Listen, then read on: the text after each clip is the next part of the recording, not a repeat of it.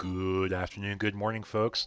EagleX here with a deck profile for the Gundam TCG. I hope you guys enjoy this. It's something I put together with my friend Taidana and my friend Judge Ludion also helped out, so shout outs to them both for helping me inspire and get some content for this video.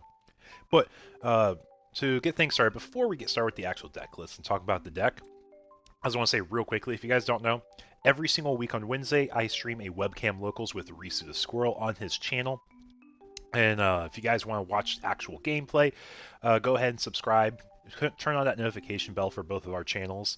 Do more deck profiles in this one, and we do more live content over on Risu. So if you guys enjoy the content, like I said, don't forget to like, comment, and subscribe. But anyways, going into the deck for Witch from Mercury. I just want to talk about briefly the playstyle of the deck, and for anyone who's not super familiar with TCGs, just a general idea for what you're doing with a deck is a great way to start with understanding how to play.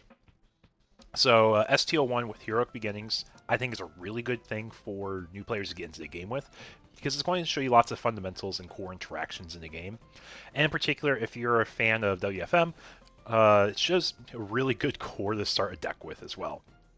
Solida and Aerial is a package that is focused on board combat. So you're going to be attacking your opponent's units, and you increase your survivability through AP minus or attack power minusing effects, and just having strong HP stat lines, or what you might refer to as butts if you come from the TCG community. But having a Gundam or RX with Amuro might feel a little bit weird because it's not from the same series. But when you look at what the cards do, they allow you to interact with your opponent's board more effectively. So that includes what's called tapping down or suspending your opponent's units so that you can attack into them.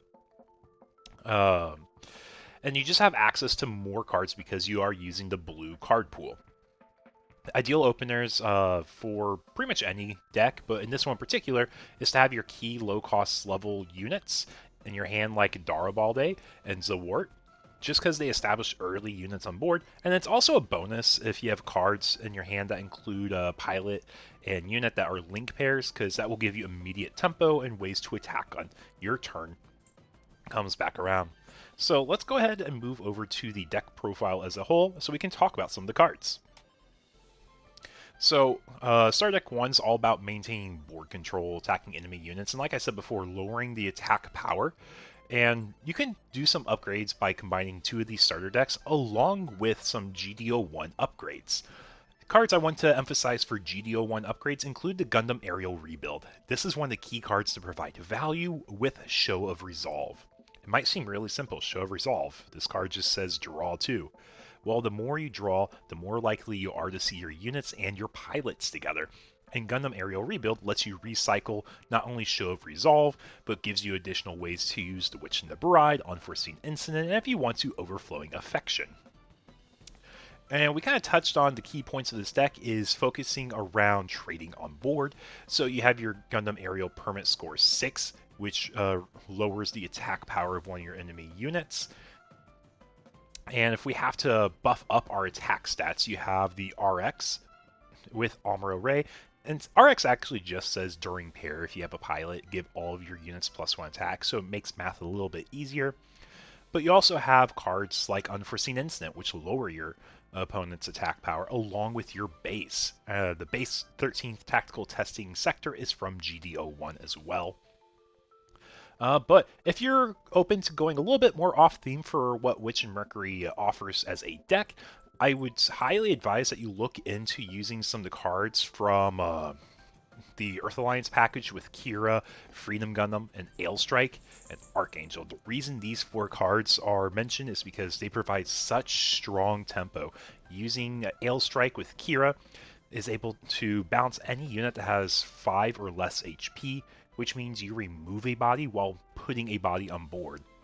Not to mention, if you use any pilot underneath Ailstrike that's level 4 or higher, including Amuro or Suletta, you can establish either a better stat line or tap down an additional unit for additional swings and trades. Freedom Gundam, being probably the premier top-end blocker, can easily be incorporated in this deck as well. And Archangel just being a way to restand your blockers after you attack.